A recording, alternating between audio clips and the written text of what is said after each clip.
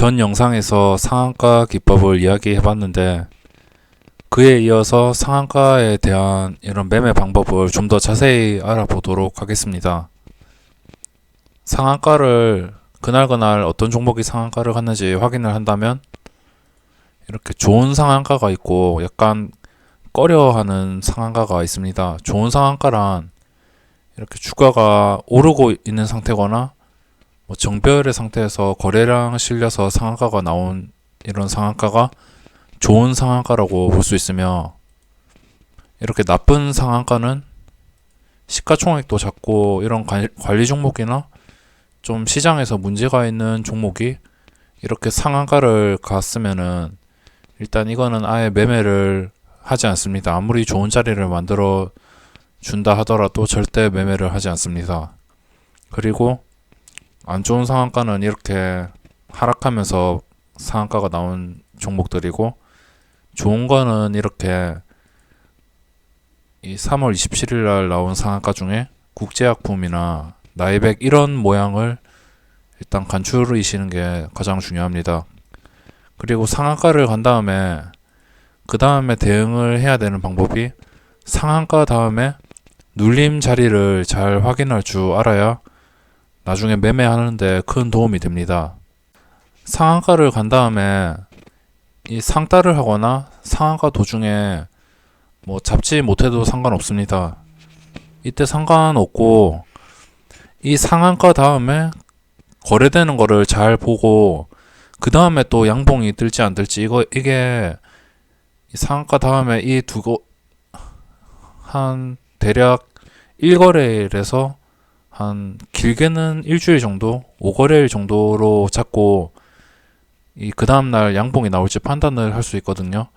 그렇기 때문에 상한가 다음에 이런 움직임이 어떤 종목이 그 다음 더 오를 거다, 이런 것들을 파악을 할 수 있습니다.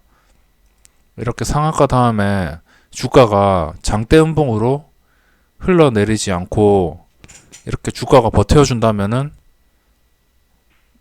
그 다음 추가적인 양봉이나 아니면 단타로 먹을 수 있는 자리가 충분히 나온다는 뜻으로 해석을 할 수 있습니다.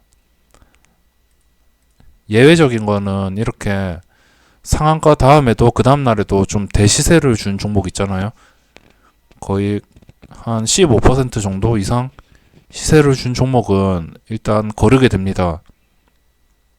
이거는 17%까지 갔다가 음봉으로 나왔죠. 이런 종목은 거르시는 게 낫고, 이렇게 상한가에서 좀 갭차가 많이 없는 이런 종목들을 위주로 살펴보고 나중에 좀 관심 종목으로 넣어놨다가 시장에는 정말 봐야 될 종목이 많기 때문에 일일이 확인을 할 수 없으니까 일단 관심 종목에 넣어놓고 이게 더 흘러내리지 않는지 봐야 되는데, 이게 상승을 한 상태잖아요. 상한가로 이 상승한 자리를 다시 내주지 않으면은 추가적인 시세를 줄 가능성이 높아지거든요.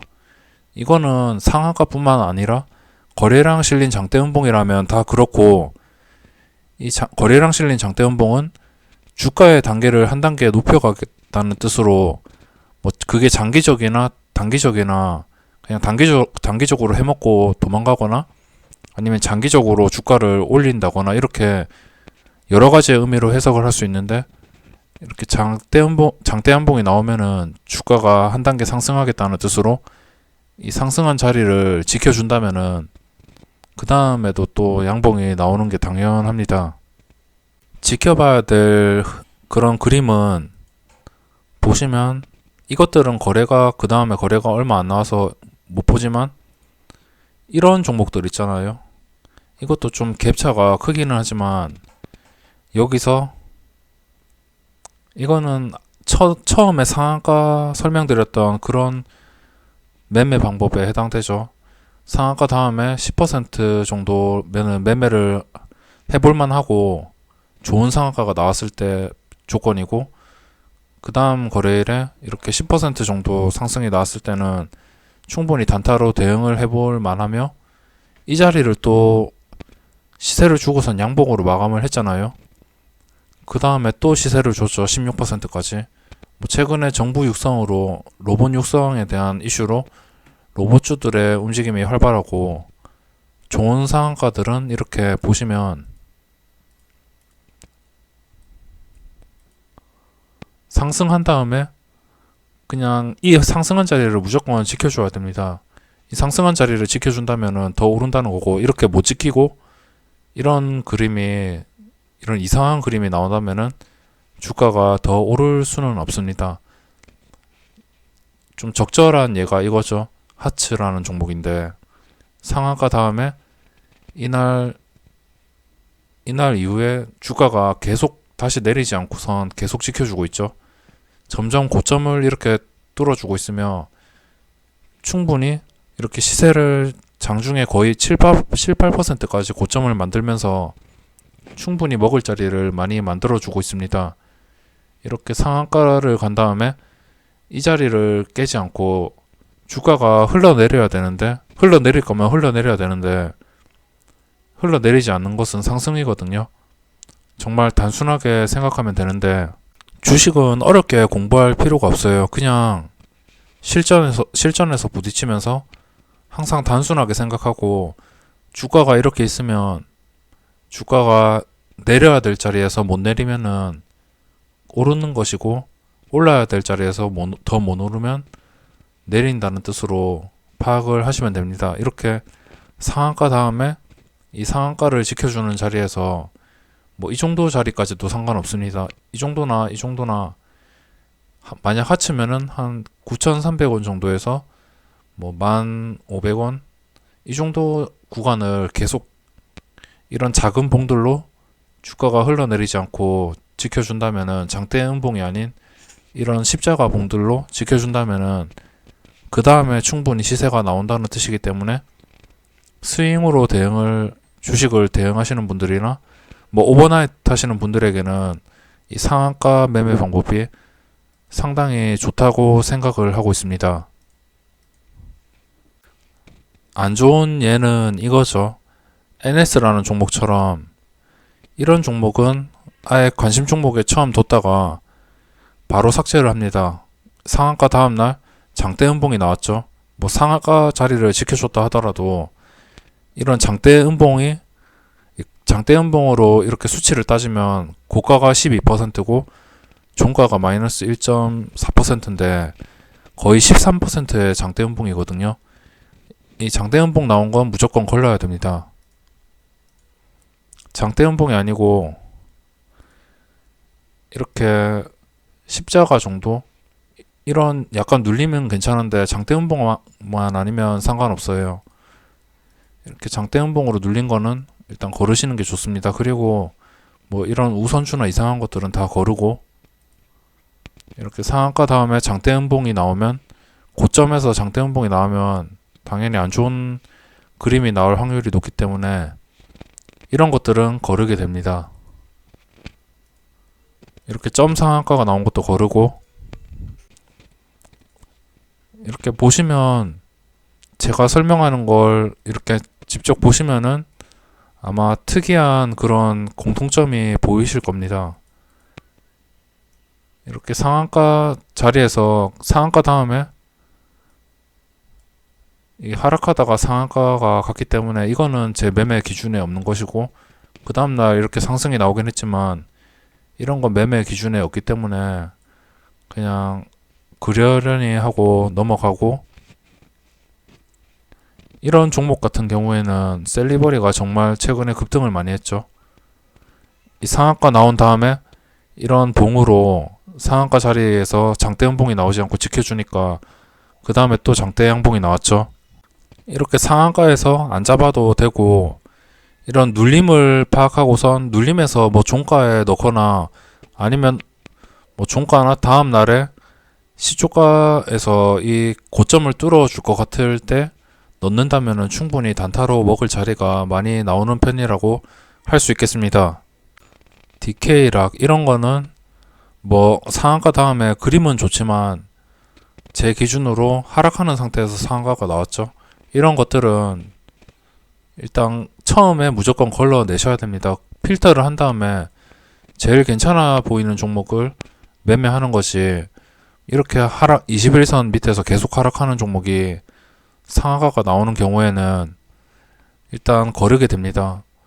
뭐 이런 경우도 있겠죠. 오르거나 뭐 내릴 수도 있겠지만 항상 원칙을 중요하게 생각을 하셔야 되니까 이런 것들은 무조건 이런 원칙대로 되는 건 아니기 때문에 저런 것들은 그러려니 하시고 넘기셔야 됩니다. 3월 12일 거 이 상한가가 나왔죠. 이렇게 이것도 그림이 좋죠. 21선 위에서 오르다가 고점을 뚫어줬고 이 상한가 자리에서 이 가격을 유지해주는 양봉이 나오니까 계속적으로 주가가 폭등하게 됩니다. 저런 그림을 잘 살펴보셔야 됩니다. 저것 말고 그리고 괜찮은 종목이 3월 달에는 딱히 보이지가 않습니다. 누리플랜이라는 종목인데 이거는 지속적으로 하락한 게 아니고 거의 정배열 수준으로 거래가 되었죠. 그냥 거래량이 없이 거의 시장 소외주였는데 그래도 이렇게 반등을 하고 이 고점을 뚫어주려 했지만 실패를 했죠. 이런 것들은 좀 매매하기가 좀 까다롭습니다. 이런 것들은 그냥 만약 눌림 때 사잖아요. 이 눌림 때 샀으면 이 눌림 자리를 못 지켜준다면은 손절가를 대략 한 2~3%로 빨리 잡으시고 대응을 하시는 게 좋습니다. 물론 종가 기준이고 만약 장중에 5% 이상의 음봉이 나온다면은 그때 장중에 팔아야겠지만 종가 기준으로 뭐 손실이 밑꼬리 없이 그렇게 나와버린다면은 손절을 빠르게 하셔야 됩니다. 그리고 3월 달에는 딱히 지켜볼 만한 게 없는 것 같습니다. 이렇게 상한가가 나오고 이런 종목은 이렇게 눌렸다가 손절을 할 수밖에 없겠죠.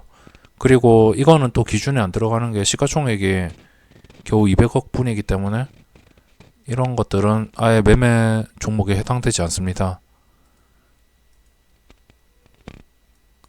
대부분 상한가 종목 중에 이렇게 시가총액이 작은 잡주들이 많죠.